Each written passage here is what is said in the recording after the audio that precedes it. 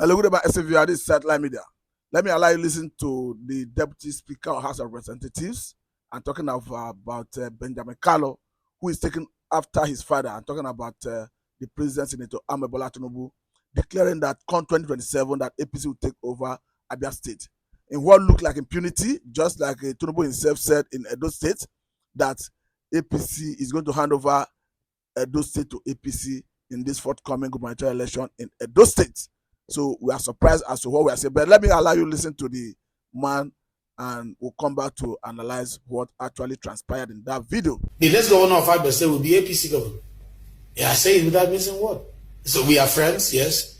We work together, yes. But I will not be number 6 citizen of the country and another party will govern my state. The next election of 2027, APC governor will be there. I have told him in person, I have told him publicly and privately that APC governor will be the next governor of Abia State. How it will happen, I don't know, but it will happen. So why are you confident? I'm confident because we are working hard. I'm confident because my government is working hard. The president is working hard. And Abia will repay the president. Abia will repay the president. The president that have given you Saudi Development Commission will be repaid. A president that is appointing Abians into administration will be repaid. A president that is allowing attraction of dividend of democracy to Abia State will be repaid. We are not ungrateful people. Monkey will not work and baboon will chop. APC will not help the state to be strong and then Labour will take the credit. And no. APC will determine who become the next governor of Abia State. I don't care about who the person is. But one thing I know is that the party platform, APC, will be the next governor of Abia State. Go and write it somewhere. That we are ready to work for Abia State. And we are tired of being outside government, the government at the center. We need to leverage the power of the center to increase the development of Abia State. The governor is my friend and he's doing well. Comparatively speaking, from other governors, he's not doing badly within the 100 years in office. I give it to him, and I'm proud of him. He's my friend. In fact, we spoke today. There's barely a day we don't speak, but the issue remains. We have to push for our party to take over the state. I mean, I owe Mr. President that, and I owe my party that's giving me number 6 position that, and I'm sure the governor knows that I owe my party that, and I'm sure the governor will do the right thing at the right time. So you are welcome back. I am Matthew and this is Satellite Media. Looking at what came from the Deputy Speaker of House of Representatives, that is Benjamin Kalu, promising that APC will take over Abia State come 2027 governorship election. And we are surprised that just like the president said the other time, while he was addressing some party faithfuls, and he was asking, do you want Edo back? And they said yes. And he said, and the president of the Federal Republic of Nigeria, I will give it to you. So we are equally surprised that someone like Benjamin Kalu, who is the Deputy Speaker of House of Representatives, who is representing, I think, Bender Federal Constituency in Abia State, is taken after his father with impunity. Because according to him, he have acknowledged that the current Abia State governor is working, and that his personal friend, that he has spoken to him privately and publicly, that it doesn't matter what happens, that they need Abia State. According to him, trying to give reasons why Abia State should come to APC, he have said that the president have since signed Southeast Development Commission into law, that the president is appointing Abians into his cabinet, that the president is bringing dividends of democracy to Abia State. But what we are looking at is the tenets of democracy. How election is won and lost. That it is not won and lost on the basis of somebody being in Asu Rock and giving command to security agencies on who to support for election. Because we understand that in election management in Nigeria, there are so many government agencies, parastatals, and paramilitary agencies that are responsible for managing election. And most of these are answerable to the office of Mr. President. If you look at the police, look at the DSS, look at the military, look at the Navy, look at the Air Force, they all have function to role to play in election management.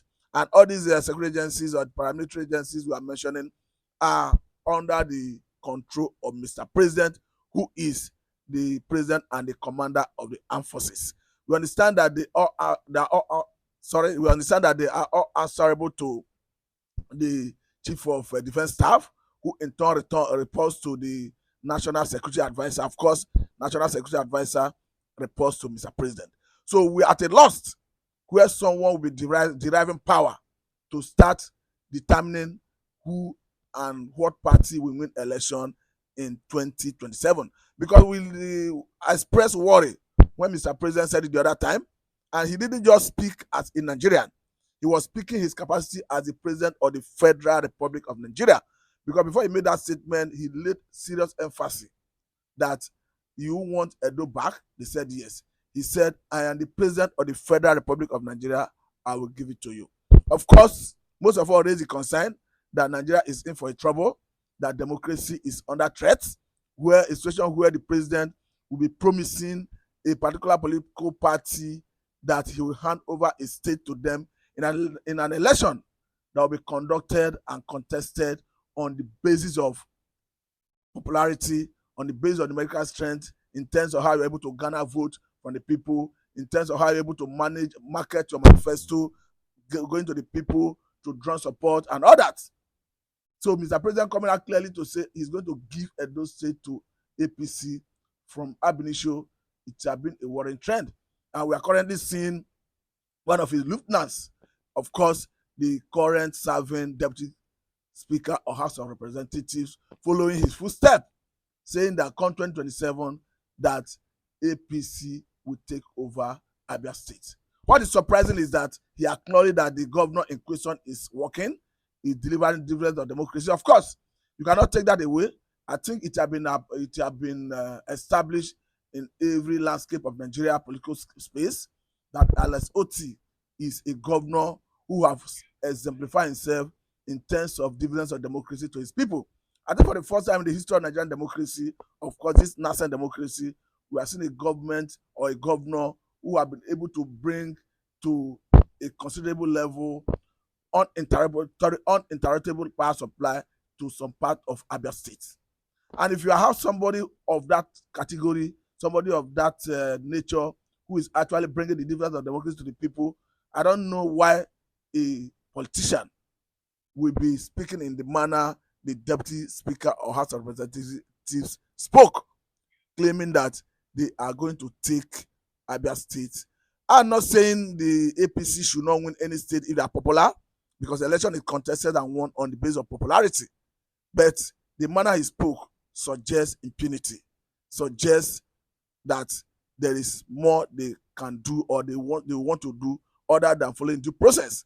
Because the due process, that is why at this point we cannot help but continue to converse that we need to deepen this democracy.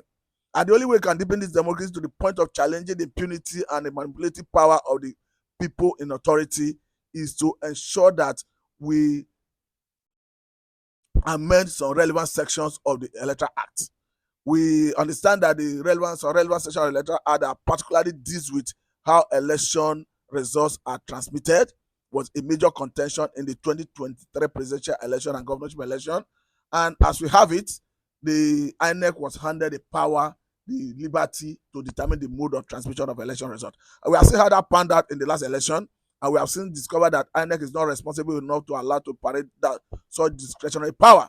So to further deepen democracy and enhance free, fair, and credible election in our political landscape, I think the right thing to do at this level is to further amend that Electoral Act, particularly that section that deals with the mode of transmission of election results, to the extent of removing that discretionary power from INEC and making specifics that henceforth, going forward, election results must be transmitted electronically. I think anything contrary to that should render the election process and result invalid. Until we get to that level, I don't think we are near anything that has to do with free, fair, and credible election in this Nigeria. Because politicians across board will always leverage on any lacuna to manipulate the process. It is irrespective of the political party that is in position. The Nigerian politician is always Nigerian politician. The only way you can checkmate Nigerian politician is to ensure that you remove or reduce human interference. And the best way to reduce human interference is to ensure that you deploy electronic means to handle the process. And if you are bringing electronic transmission of election results, I think some relevant section of the constitution need to be amended, because by the time you start collecting results, all the relevant stakeholders, even individuals, should have access to the portal of INEC as the result is coming in, to follow the process, even at their individual collation centers, or at their individual collation centers. They should be able to collate results alongside what INEC is doing, and at the end of the day, it should tally with what INEC is doing, if actually the process is free, fair, and transparent.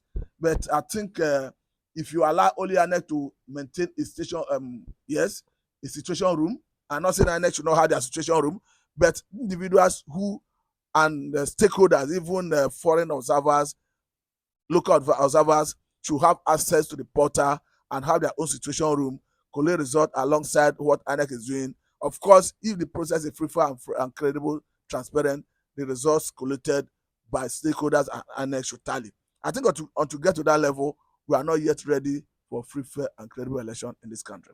I must say a very big thank you for your time. This is Satellite Media, and I'm Mr. Matthew.